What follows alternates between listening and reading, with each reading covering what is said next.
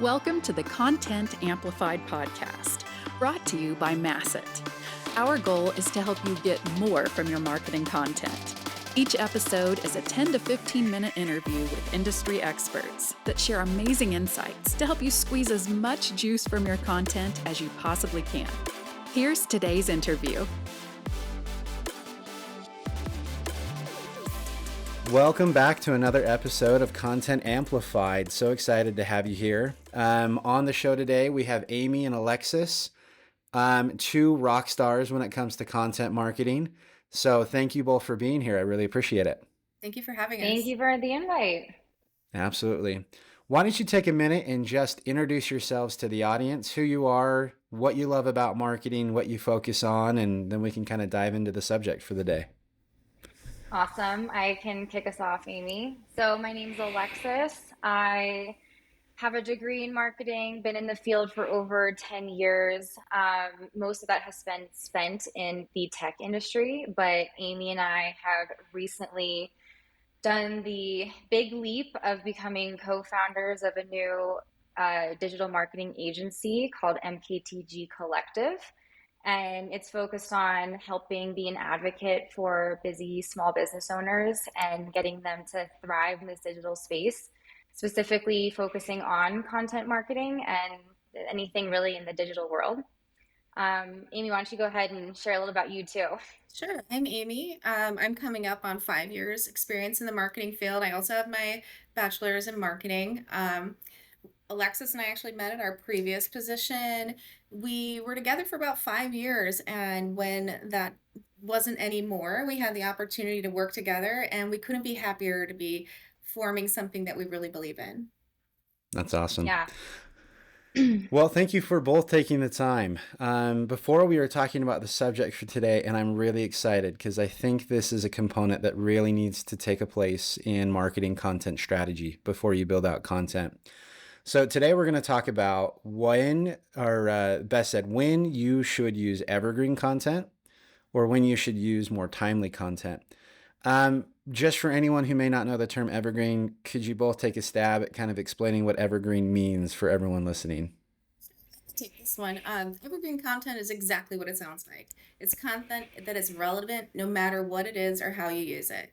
Essentially, it's anything that is consistently searched for and that won't require frequent updating, that expedites the need for those content.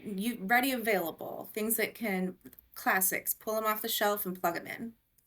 Love it. Like Dirty Dancing. It never gets dirty old. Dancing of marketing. Nobody puts baby in the corner, you know? Love it. That's great. So maybe we could talk about now, when should someone use evergreen content versus more timely content? When does it make sense? When doesn't it make sense? Let's dive into that. What are your thoughts there?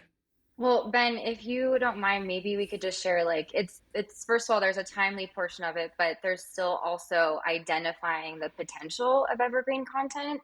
And, we want to make sure that the listeners understand that there's some tools out there that can help them find the potential of those. So some of the ones that we really like, and most of these actually are free, but of course, if you want to do a deeper dive, there's subscriptions out there.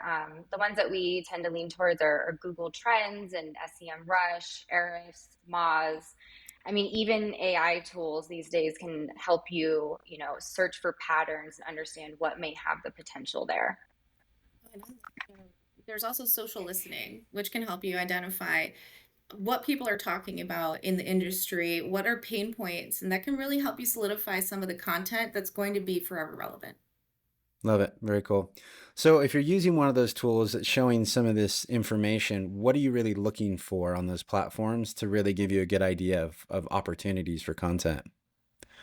High traffic. The ones that are just consistently, it's not the trending right now, this moment, and last week, this was a really low trafficked keyword or trend. You want to find something that just month over month, possibly even year over year, you're finding those topics that are consistently highly ranked. Love it. Very cool. So when should you use timely content over evergreen?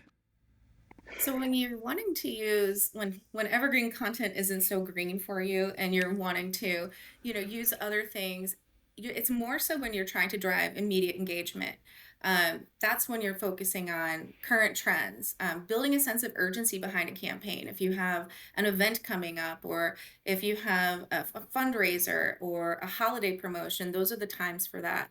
And building your brand, community engagement, reacting to current events, participating in those trending conversations, that also fosters that feeling of community. And you can create that sense of togetherness and really draw people in. PR and damage control, which Alexis and I are very familiar with, would be the number one I would say to use for real-time data. You don't have the luxury of sitting around or pulling something off a shelf anymore. It needs to be addressed right now, and it needs to be very relevant. It needs to be accurate, and it needs to be on point. Um, and then those are, like, I think, the main ones. Alexis, anything to add there? I was gonna say seasonal would be a timely one as well. Of course, Mhm. it'd be not the most best fit to be promoting some kind of Christmas or holiday related campaign in the middle of April. I don't think that would go too well. But of course, like there is a prime time for evergreen content, and that is really around like building your foundation is one of the starting points. Like for example, Amy and I, we're still newbies in our new business, and we're trying to build that content library and like essentially create that backbone. Of course, having some SEO goals and really trying to make sure that you are thinking about the content that is best for long-term traffic engagement and driving traffic to your website. That can be, sometimes not even used repurpose on a weekly, monthly, but yearly basis, is really beneficial to grow your boost your SEO. Anything that's really educational. So we actually did this quite a bit in our previous gig where there was thousands of new users coming to our site on a daily basis, and anything that's like how to's, tutorials, resource lists, things that are really about like that these are going to be revisited time and time again. Of course, some of these will still require some level of maintaining and updating, especially if it comes to if you're working with an actual product where your product has a significant change and is evolving to the point where you need to be modifying any of those long-term evergreen content pieces. But now, let's say you have some screenshots on them that just don't resonate anymore. But even to that point, most of those are still not a heavy lift to update. It's not as much as starting a brand new content piece. It's just making sure that it's got that facelift on it so that it is still relevant. It's a much lighter lift for your team too. Yeah, I think that's a really good point. I mean, when we think of evergreen content, it's this concept often where we say, great, I wrote it, it sits there, it's got some links, it's got some traffic, I'm good. But you also have to remember content is meant to be read, not just by bots and search engines. It's meant to be read by people.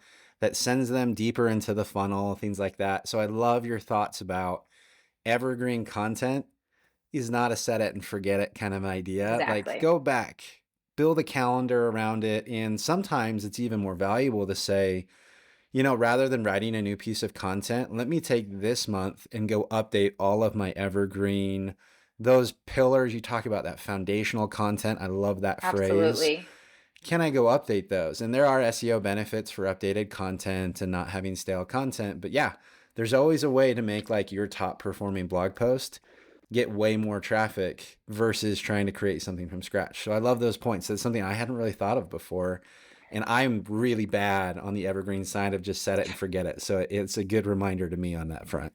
For us, Yeah, it's and just something of, keep oh, in sorry. mind in this really crowded space, digital space where everyone is constantly being fed information from all angles at all points, that one, you're getting new users all the time, new visitors all the time. So even if that piece happens to still stand the test of time that you don't need updating, repurposing that content is still potentially reaching new users. And then two, we're easily forgetting what we just took in last week. I mean, yesterday, let's be real.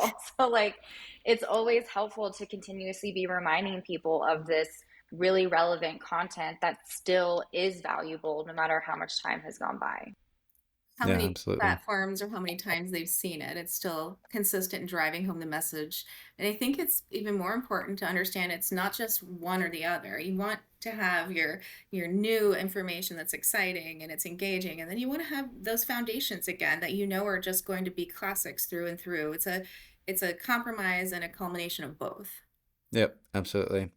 And from like a really technical SEO standpoint, it's great to have your pillar content and then timely stuff linking in and out, talking about those subjects and kind of that variety of things as well. So that's a good point. Those two definitely play really well together. I love it. This is great. This is super helpful. Thank you. I mean, not only tools that you can use to find the subjects, but also when and how and why you should create the content that's both timely and evergreen, how evergreen isn't as set it and forget it and all that kind of stuff. So this has been super helpful. Appreciate it.